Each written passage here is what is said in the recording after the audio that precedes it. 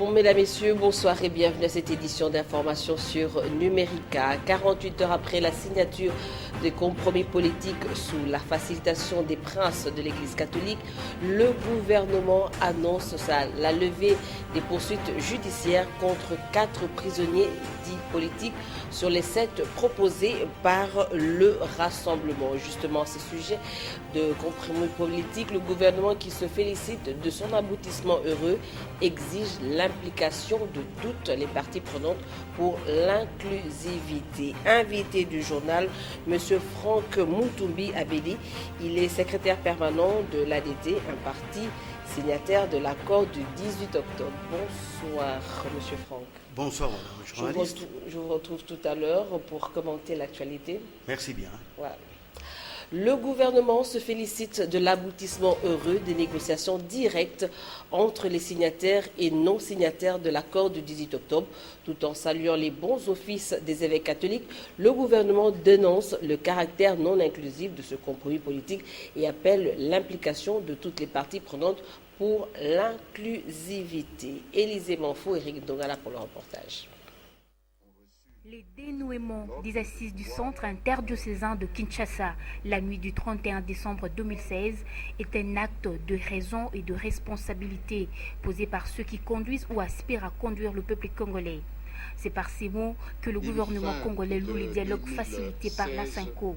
Mais un sérieux problème demeure, l'inclusivité. Le gouvernement de la République se félicite de cet aboutissement heureux. Il loue les bons offices offerts sans relâche à la demande du chef de l'État par la conférence épiscopale de l'Église catholique. Et nous ne voudrions pas de nouveau perdre les efforts que nous avons consentis tous au centre interdiocésain. Nous avons besoin de l'implication de tout le monde pour être sûrs que nous ne ferons plus l'objet d'interprétations complètement diverses sur des concepts sur lesquels nous nous sommes entendus. Selon Lambert Mendy, les conclusions des échanges directs du centre interdiocésain tiennent au respect strict de la Constitution. L'accord préconise notamment que le président reste au pouvoir jusqu'à l'organisation et l'installation effective d'un nouveau président. La primature est accordée au Rassemblement. Les parties prenantes aux négociations du centre interdiocésain ont convenu de s'en tenir au strict respect des dispositions constitutionnelles.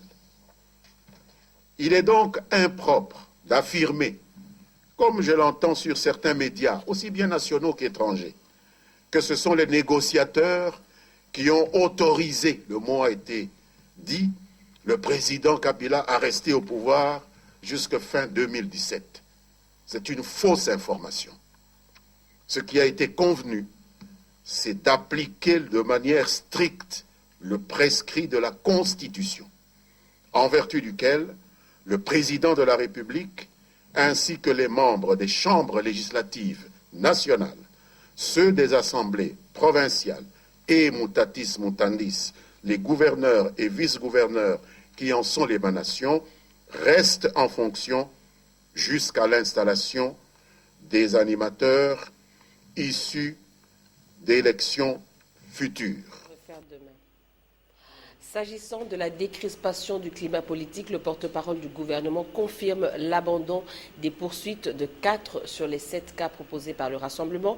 Occasion pour Lambert Mende d'annoncer la réouverture d'ici 2 semaines de quelques médias fermés.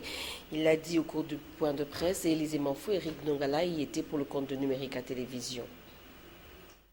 Le gouvernement congolais, à travers le ministère de la Justice, s'engage à décrisper les climats politiques conformément aux accords du centre interdiocésain.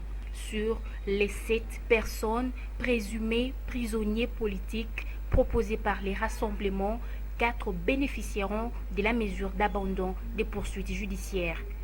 Il s'agit, entre autres, de Roger Lumbala, Boussa Nyamwisi, Floribert Anzoulini et Moïse Monidela.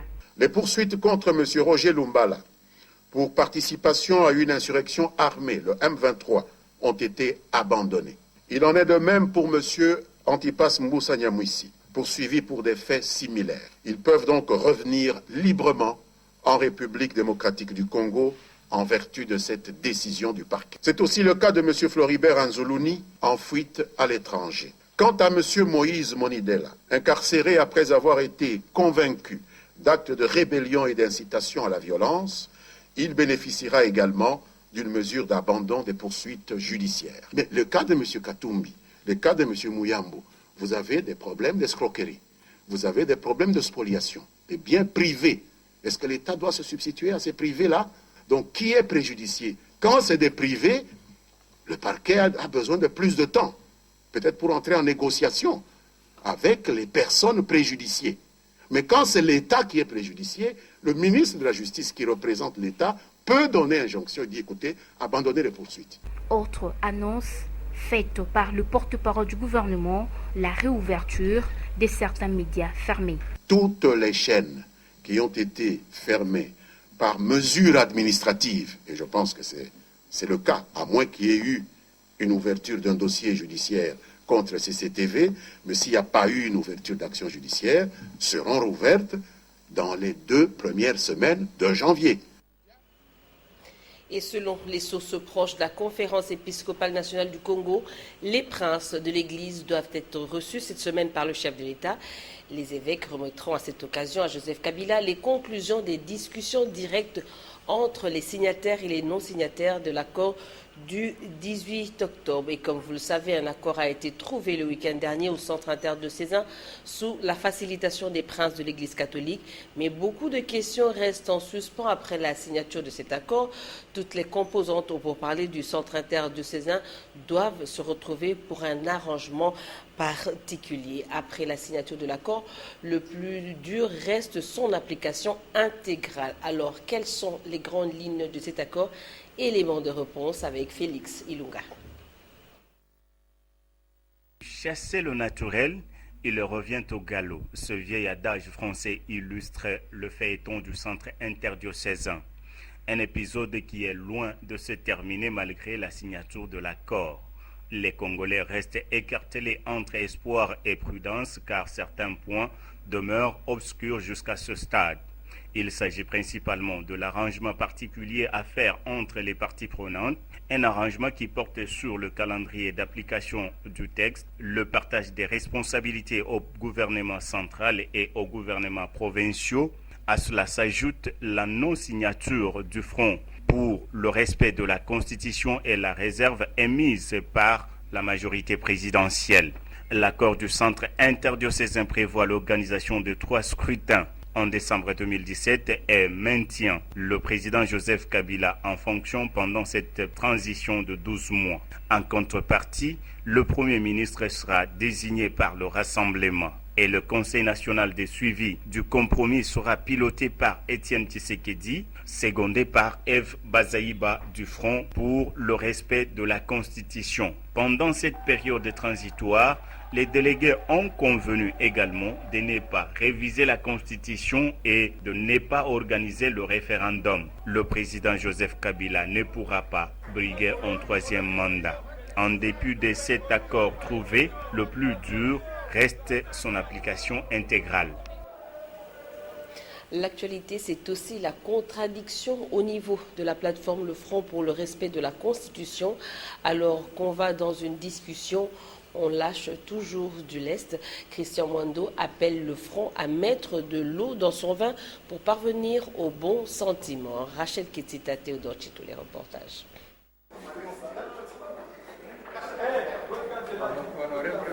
« 22 jours de discussions au centre interdiocésain, les délégués s'en sont sortis avec un accord. Christian Mwando salue l'engagement des uns et des autres. C'est un sentiment, comme l'ensemble des Congolais, je pense, un sentiment de joie et de soulagement. Et cet accord va permettre quand même d'aller de manière apaisée vers l'organisation des élections à une période déterminée qui est au plus tard la fin de cette année. L'objectif étant l'inclusivité, l'élu de Lubumbashi dans le Haut-Katanga confirme qu'il y a eu inclusivité lors de la signature de cet accord.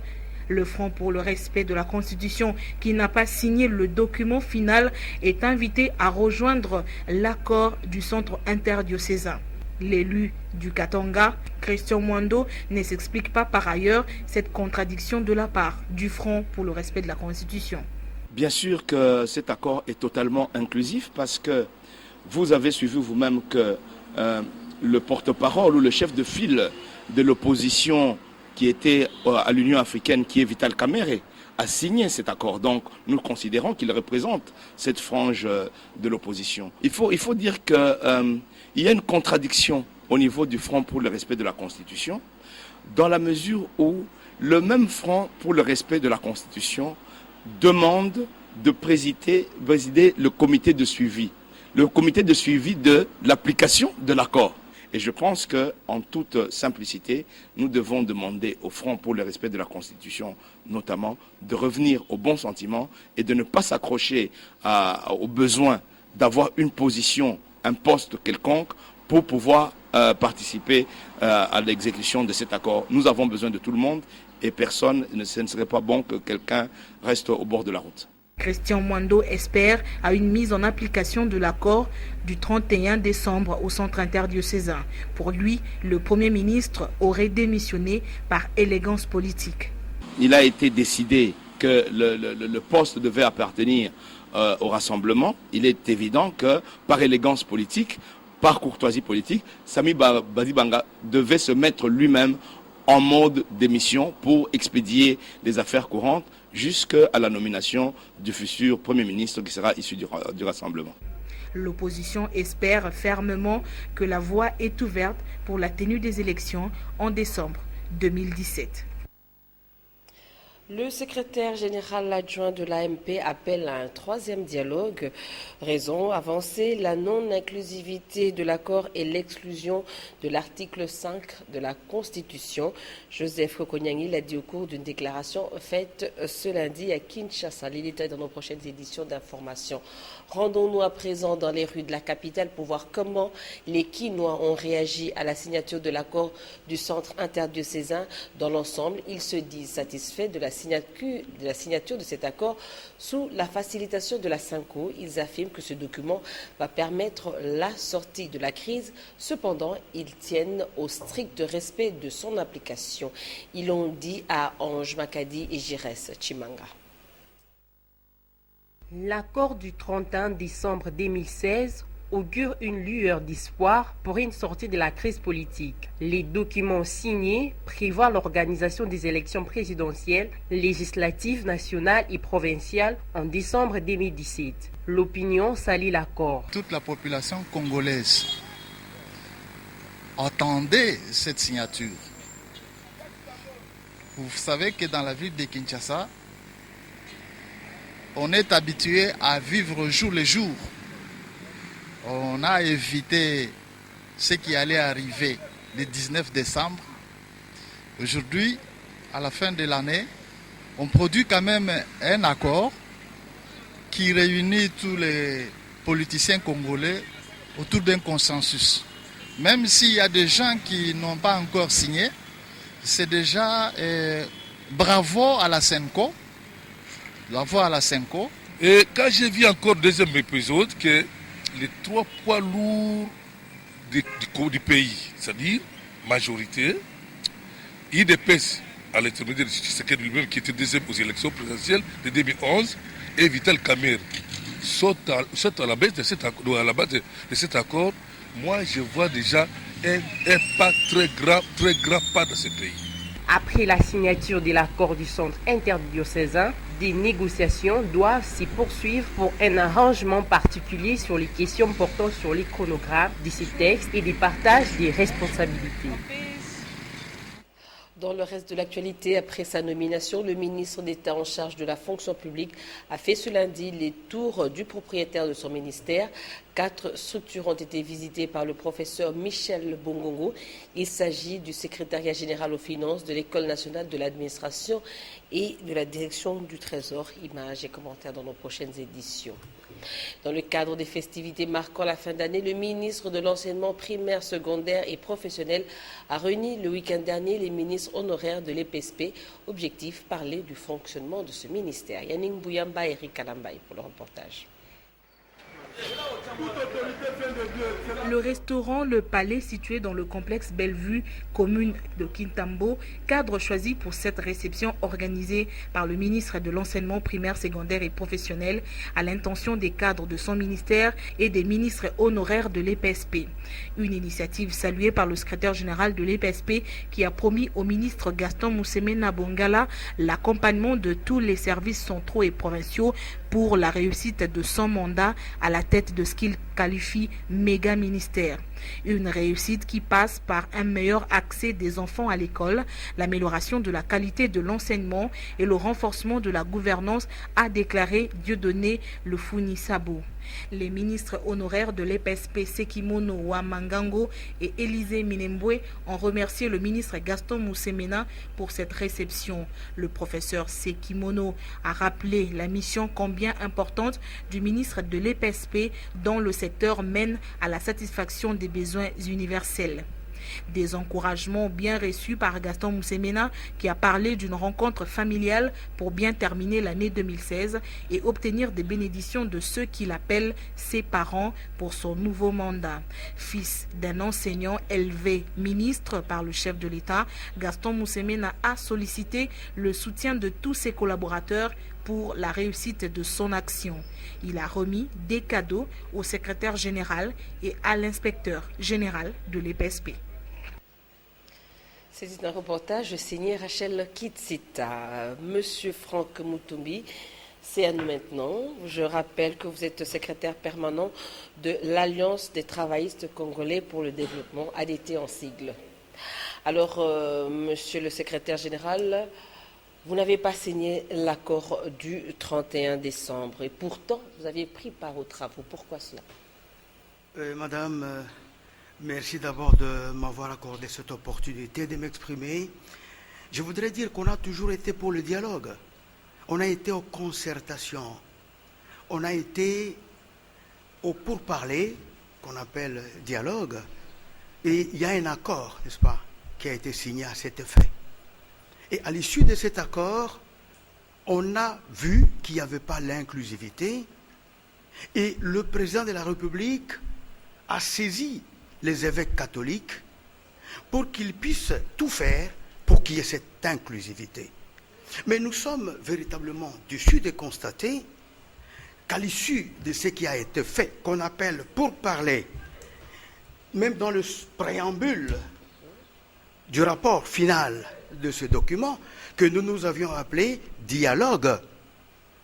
On parle de pourparler. Concrètement, qu'est-ce que vous reprochez à cet accord? L'inclusivité qui n'est pas. Ce que nous reprochons, c'est que l'inclusivité n'est pas obtenue. Et le problème ici, ce n'est pas ce qu'on a demandé au prélat catholique. Le président n'a pas demandé à la Senko de mettre en place un autre dialogue. Partons de l'article 24, n'est-ce pas? De l'accord du 18 octobre, on a laissé une brèche pour que ceux-là qui n'étaient pas lors de pourparlers puissent intégrer afin qu'il y ait l'inclusivité. Et c'est là que ça choque. Ça choque dans la mesure où, quand c'est moi, c'est beau, quand c'est l'autre, c'est moche. C'est que nous avons proposé, par rapport, n'est-ce pas, au dialogue, et par rapport aux résolutions de ce dialogue, ce sont les éléments qui sont repris à 80% ou même davantage par les autres. Mais qu'est-ce qui bloque maintenant? Mais le problème, c'est qu'on a été stigmatisés. Nous disons que nous étions en train de vendre la République et pourtant nous étions véritablement en train de nous battre pour un objectif commun. L'alternance. Un accord qui a été salué par tout le monde. On a félicité l'accord de la Saint-Sylvestre, un cadeau du Nouvel An. Et comme ça, vous voulez faire écrouler tout un château de cartes déjà construit aussi difficilement. Non, je peux même vous assurer, lorsque je lis même le document final, je me rends compte que ça a été fait dans la précipitation et qu'il fallait absolument qu'il y ait un texte. On ne fait pas la politique comme ça, parce qu'on veut véritablement qu'il y ait un accord, un texte. Quand vous regardez même les coquilles, on se dit, on a fait à la va-vite pour que le 31 décembre, la politique d'un pays ne peut pas se résumer à une date. Monsieur le secrétaire permanent, vous réclamez des élections cette année, à la fin de l'année, mais quand vous allez dans des coquilles pour retarder l'avancement des travaux, mais vous ne pensez pas qu'on recule encore? Nous avions proposé, et d'une manière intelligente et intelligible, qu'en 2017, on ne pouvait pas organiser les élections. Il ne faudrait pas qu'on mente aux Congolais. Nous savons que c'est pratiquement impossible, à moins d'un miracle. Ça devient là une perte de temps, finalement. S'il vous plaît, madame, le journaliste, si je peux m'exprimer. Nous avons dit, au mois d'avril 2018, on pourrait organiser ces élections. Mais quand on nous dit d'ici 9 mois, pensez-vous que ce qu'on n'a pas pu faire il y a de cela 15 ans, il y a de cela 5 ans, on va le faire en quelques mois? Je suis en train de prendre tout le monde à témoin ici, que ici c'est de la supercherie politique, et ce qui a été écrit ici, il n'y a pas de garantie que d'ici septembre, nous serions capables d'organiser les élections. Vous réclamez encore un troisième dialogue comme la MP vient de le faire. Nous ne réclamons pas ici. Mais qu'est-ce que vous voulez pour trouver une solution? Qu'est-ce qu'il faudra? Ici, nous sommes en train alors de comprendre, parce que vous venez de lire des textes à ma présence, pour dire qu'il y a des gens qui ne sont pas d'accord avec ce qui s'est passé, et même par rapport à ce qui s'est fait le 31 décembre. Vous savez qu'on ne sera jamais d'accord. Même la nature, il y a le jour et la nuit, il y a le blanc et le noir. Alors, jamais on devra s'entendre, on ne peut s'accorder. Alors, pourquoi ne pas travailler? L'intérêt supérieur, c'est quoi? C'est le social du peuple. Mais quand vous tergiversez comme ça avec des coquilles, des troisième dialogues, des xème dialogues, mais finalement où on va? Où est le peuple? Vous parlez au nom du peuple. Mais où est ce peuple? Que ce peuple doit retenir de ce que vous faites là à l'OUA, au Centre interdiocésain? Finalement, on n'aura pas fini. Madame, le social, on ne peut pas l'obtenir en si peu de temps. Le social, ça englobe l'éducation, la santé, l'environnement et tout ceci. Il ne faudrait pas qu'on mente aux gens, d'autant que c'est une politique globale. Il y a toujours un projet des sociétés pour 5 ans, pour 10 ans, pour 15 ans, pour 50 ans. Ce n'est pas par le biais du dialogue. Ici, le président a dit, il faut qu'il y ait de la sécurité, il faut qu'il y ait la paix, il faut qu'on organise les élections. Pensez-vous que d'ici 9 mois, on va sécuriser les Congolais, il y aura la paix, on va organiser les élections? On signe un document consensuel, vous réclamez un autre dialogue, c'est encore pour retarder. Mais au fond, Monsieur Franck Moutembi, si je comprends, votre souci, c'est peut-être la question de la primature qui vous dérange, puisque la primature a été accordée au rassemblement. Ce n'est pas... Non, la politique, c'est un tout. Quand vous voyez le document, le premier document du 18 octobre, on avait dit que la primature reviendrait aux membres de l'opposition signataires de l'accord, d'une part. Voilà. On fait le document du 31 décembre, on dit que ça doit venir, il doit provenir de l'autre camp. Mais ici, ce n'est pas correct, d'autant qu'il y a 2 documents. Et vous savez que lorsque le président a demandé à la CENCO d'intervenir, ce n'était pas pour qu'il y ait un dialogue. Le seul dialogue que nous avons ici, c'est le dialogue du 18 octobre 2016. Quelle était, selon vous, la mission de la CENCO? La mission de la CENCO, c'était de chercher l'inclusivité, c'est-à-dire que les gens qui n'étaient pas dedans, qui n'étaient pas dans cet accord du 18, d'entrer dedans et non pas de créer encore un autre groupe et avoir un autre... Mais en acceptant leur entrée, logiquement, Monsieur Franck, il y a certains... ces textes devaient bouger. Ils n'allaient pas rentrer dans cet accord pour dire oui et amen. Vous savez, madame, nous sommes en démocratie.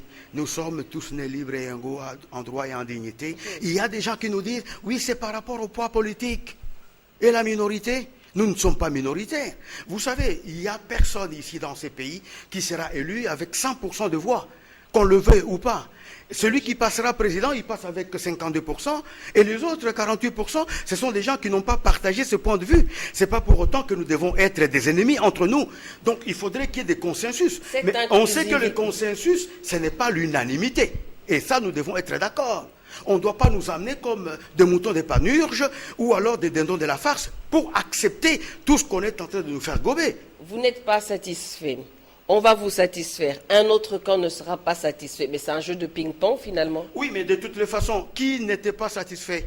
Ce sont les gens du rassemblement qui n'ont pas voulu aller au dialogue. On leur avait dit, si on veut régler le problème de la République, allons d'abord au dialogue et nous allons traiter toutes ces affaires en étant au sein. Et maintenant qu'ils sont satisfaits, je le crois, vous n'êtes pas satisfait. Ils sont satisfaits à contrario.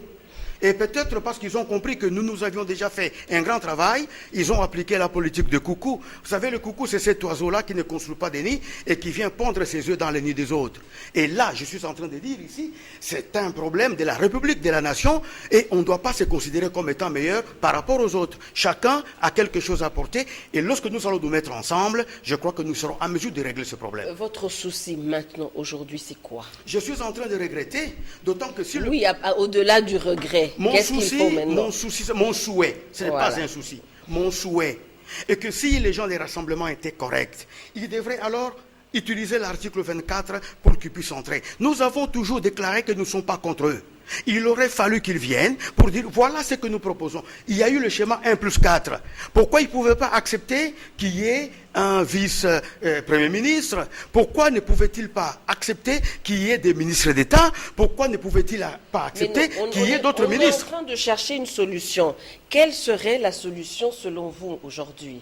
La solution, selon moi, c'est la stabilité des institutions. Ce n'est pas à 2 jours où le président... Vous aimez trop les termes. Concrètement, oui, la stabilité, mais concrètement, on le voit comment? D'ici là, il y a 2-3 jours, le gouvernement est mis en place. Et du coup, vous voulez tout chambouler pour les intérêts qui sont égoïstes et personnels. Ce ne sont pas les postes. Non, mais vous parlez Mais les gens qui sont venus, il y a ils la sont venus aussi. continuité des institutions. Aujourd'hui, ça peut être X, le lendemain, ça peut être Y. Alors, ce sont les postes qui vous dérangent. Et là, nous n'aurons pas des institutions fortes. Si à chaque fois, à une semaine, à 2 semaines, il faut changer les hommes et les institutions. Ce n'est pas correct. La stabilité des institutions est une garantie aussi pour la préservation de la démocratie. Donc, et les acquis. Votre souci, c'est qu'on doit encore changer de gouvernement et c'est peut-être là les postes. Non, je pense à mon avis que le choix... Vous avez peur? Non. Pas du tout. Moi, je suis professeur d'université, je n'ai rien à faire avec ça. Je peux rester professeur jusqu'à la fin de mes jours. Mais je suis en train de dire, cette politique de coudre, n'est-ce pas, le costume à sa mesure, alors que nous parlons des histoires de l'État, est une façon maléfique de régler le problème de l'État. Mais pourquoi ne pas mettre de l'eau dans le vin comme tout à l'heure avec la plateforme respectant la Constitution? Pourquoi ne rejoignez-vous pas carrément le rassemblement? Nous ne mettons pas de l'eau, dans le vin. Le problème de la politique d'un pays... Rejoignez carrément le rassemblement. Et pourquoi le rassemblement ne pouvait pas faire pareil? Parce que vous pensez que c'est là où il y a les vrais Congolais, que de l'autre côté, il n'y a que des mercenaires, des gens qui ne valent absolument rien. C'est tout à fait incroyable dans la mesure où les gens qui sont dans l'autre groupe sont des gens qui ont été élus haut la main. Quand vous prenez le cas de José Makila, en 2006, il était le 2e député élu au sein, n'est-ce pas, de cette organisation politique. Après Vital Kamerhe, on le sait. Et il est passé encore député. Et il n'est pas le seul. Charles Olango à Kinshasa, il a battu tout le monde, même les gens qui sont de la majorité et tout ça. Et il est toujours dans ce groupe-là. Donc nous avons des gens quand même qui ont de la valeur et qui apportent de la valeur ajoutée par rapport à la politique de notre pays. Et on ne peut pas les réduire comme ça à des équations minimisables. Non, mais ils ne sont pas réduits. Il n'y a rien qui sont réduits. Oui, mais c'est ce que Comment vous pensez qu'ils sont réduits? C'est ce que je suis en train de dire. Je dis que ce que nous sommes en train de faire, nous le faisons parce que nous faisons avancer la République. Ce que vous nous demandez, c'est ce qu'il fallait aussi demander aux autres. Pourquoi, lorsque nous avons conclu l'accord, ils ne pouvaient pas venir, n'est-ce pas, entrer? Et vous nous demandez aujourd'hui d'entrer parce que ce sont eux qui ont conclu cet accord. Je trouve que c'est une question de 2 poids 2 mesures et c'est complètement inacceptable. Et comment vous voyez l'issue de ce problème? L'issue, je dis tout simplement que comme on laisse le président de la République, n'est-ce pas, comme arbitre, il faut véritablement qu'il joue son rôle. Si véritablement il a accepté qu'il va partir, mais nulle part dans ces documents, ni dans le nôtre, ni dans les leurs, on a vu où le président lui-même a dit que je ne serai plus candidat et que je ne me représenterai plus. Je voudrais que ce soit lui qui règle ce problème. C'est ce que vous voulez entendre. Ouais, mais je dis, mais du moment qu'il a nommé un Premier ministre, comment d'ici 2-3 jours il va le dénier? Ou d'ici 2 jours il va le démettre? Non, sinon ça serait vraiment de la compromission. Et je pense, à mon avis, il ne fera pas cela parce qu'il est conséquent et il a compris.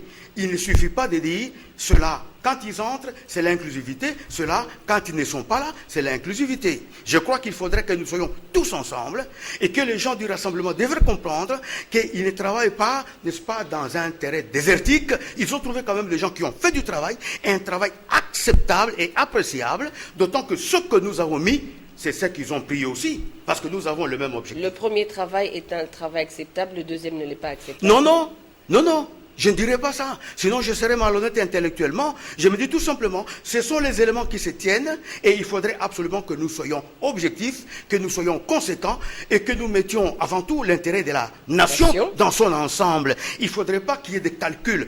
En fonction de quoi aujourd'hui? Si le rassemblement a le Premier ministre, ça va changer les dons dans une république, dans la mesure où le président Étienne Tshisekedi sera le président de la commission de suivi et évaluation. A une mission qu'il doit remplir. Mais je vous retrouve tout à l'heure pour la conclusion de cet entretien. Merci, madame. Dans le reste de l'actualité, nous allons revenir sur les réveillons de Nouvel An dans les églises. Nos reporters étaient d'abord à l'église L'Adoration dans la commune de Ngaba. Là-bas, une veillée de prière a été organisée pour remercier Dieu pour l'année qui s'est clôturée et lui consacrer la nouvelle année 2017 et déclarer dans l'église une année de restauration. Hermine vous pour le reportage.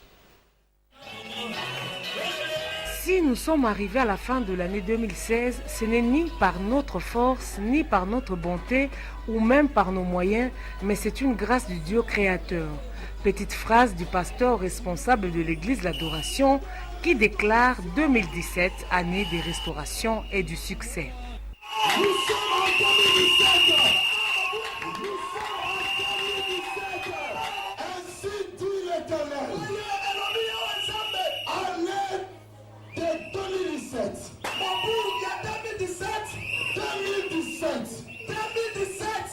Année 2. Année 2. Année de la restauration et du succès. Lève-le de main. Dis quelque chose à Dieu. Je te dis que tu es déjà en 2017. Commencez à dire quelque chose à Dieu. Par rapport à cette année qui commence. Par rapport à cette année que nous sommes entrés. Pour rendre grâce à Dieu, l'Assemblée a pris un bon moment d'adoration et de louanges.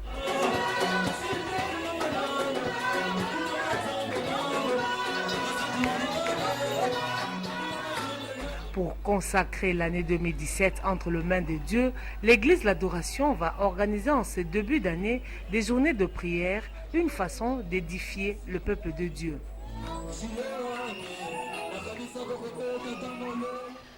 Entre-temps, le début de l'année 2017 se veut riche et prospère à l'église Christ et Compagnons dans la commune de Kinshasa. Le pasteur responsable de cette communauté chrétienne évangélique avait réuni les fidèles et membres de son église pour une nuit de dédicace. Les bienfaits de Dieu et son amour envers ses croyants ont été évoqués. Le leader de l'église a encouragé ses fidèles à garder la foi en Christ et compter sur les grâces du Seigneur. Michel Kéréké, reportage.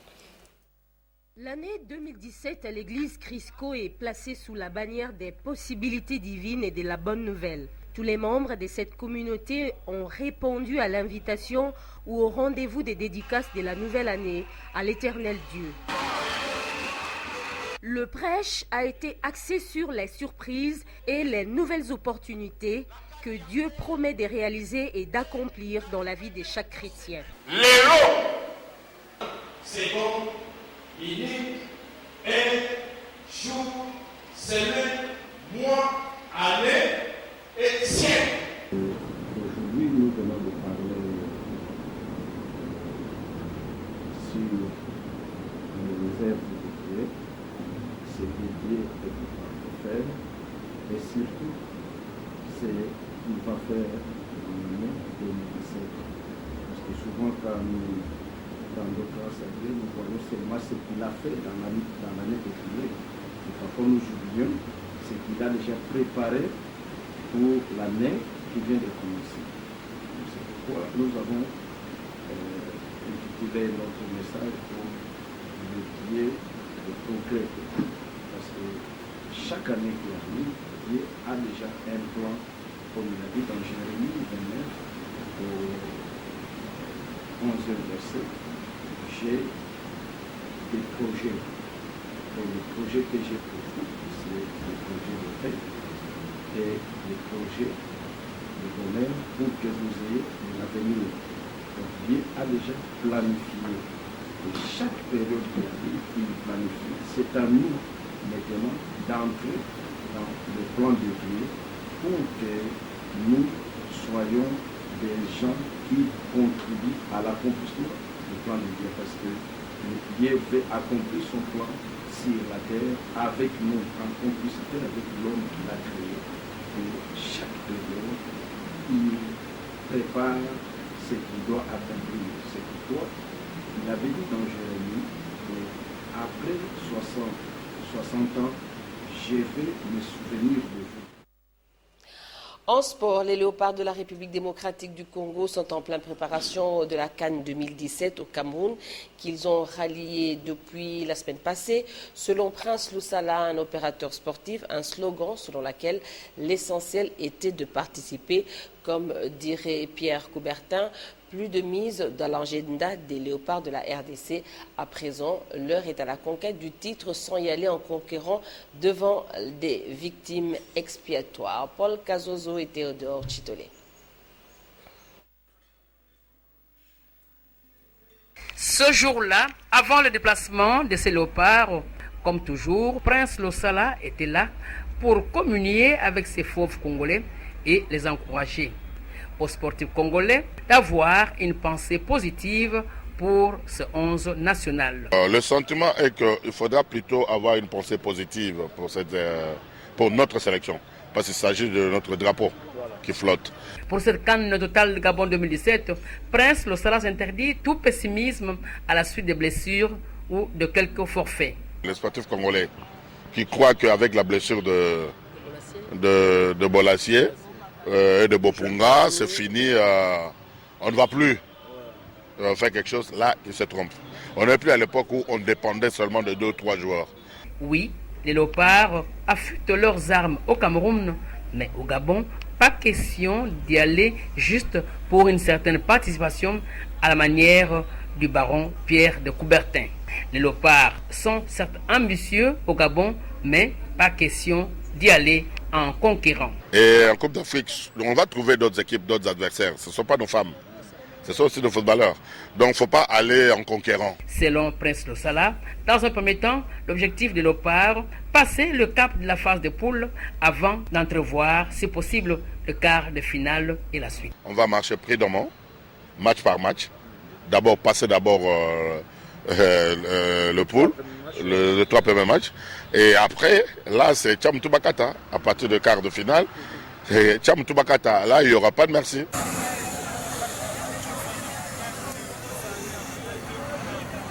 Mesdames, Messieurs, place à présent à la revue de presse, la signature de l'accord sous la facilitation des évêques catholiques et le message de vœux de Joseph Kabila domine la une des journaux parus ce lundi dans la capitale.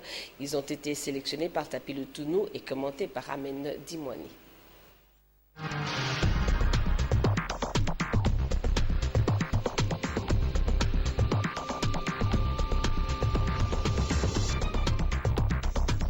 L'actualité reste dominée par la signature de l'accord politique au centre interdiocésain. En croire le potentiel, c'est dans la douleur que les discussions entre les camps des signataires et des non-signataires de l'accord du 18 octobre 2016 ont abouti. Majorité et opposition s'accordent finalement pour une transition. Après la signature de l'accord sous la facilitation de la SENCO, la prospérité nous fait savoir que la première semaine du mois de janvier 2017 s'annonce décisive pour ce qui concerne la mise en œuvre de cet accord. Les parties signataires vont conclure un arrangement particulier sur les calendriers de l'application de l'accord du 31 décembre. Dans un communiqué transmis à la référence plus, l'envoyé spécial du secrétaire général des Nations Unies pour la région des Grands Lacs félicite les évêques catholiques et les parties prenantes de la conclusion heureuse de pourparlers de la signature du compromis politique. Pour Saïd Djenit, ces compromis politiques est une étape importante dans la promotion de la réconciliation et de la démocratie en RDC. L'actualité, c'est aussi les messages de vœux de Joseph Kabila au peuple congolais qui a fixé 3 priorités. Il s'agit respectivement, selon la prospérité, de la consolidation de la paix, de la sécurité et de la stabilité politique, de la reprise de la stabilité économique et monétaire et de la poursuite sans désemparer du processus électoral des gens engagés avec en toile de fond l'organisation des élections attendues conformément au calendrier de l'organe chargé d'organiser les élections en RDC. La référence plus précise que Joseph Kabila a cité ses priorités à l'occasion de son discours de fin d'année sur la télévision nationale. À l'occasion, renchérit le journal, Joseph Kabila a appelé le Congolais au sens des responsabilités et à l'engagement en vue de créer de véritables conditions de paix et de stabilité sur toute l'étendue du pays afin de permettre à la Commission électorale nationale indépendante de poursuivre sa mission. Fin de cette revue. Monsieur Franck Moutembi, nous devons malheureusement conclure cet entretien. Un mot avec la vision d'avoir un idéal commun entre les signataires du 18 d'octobre et ceux du 31. Le souhait, c'est de travailler pour l'intérêt supérieur de la nation. Comment voyez-vous l'avenir de la RDC? J'ai dit qu'il faut être juste. J'ai dit qu'il faut être ensemble et conséquent. Il faut qu'on aime sa nation et son peuple, mais nous devons éviter l'égocentrisme politique pour dire que c'est moi, forcément, et pas quelqu'un d'autre, parce que le Congo est notre patrimoine commun, comme vous le dites ici. Je pense que pour la stabilité des institutions de notre pays, le Premier ministre Sami Badibanga n'a pas été nommé au hasard. Il a des qualités, président d'un groupe parlementaire fort. Il peut continuer sa mission à la tête du gouvernement, mais sans que cela ne puisse casser les carreaux. Mais il peut aussi continuer sa mission au gouvernement, peut-être pas en tant que Premier ministre, en tant que ministre. Mais de toute façon, on lui enlève. Si c'est votre souhait de voir on ne lui enlève, on ne lui enlève pas encore cette casquette. Bah, il n'a pas failli, il n'a pas failli.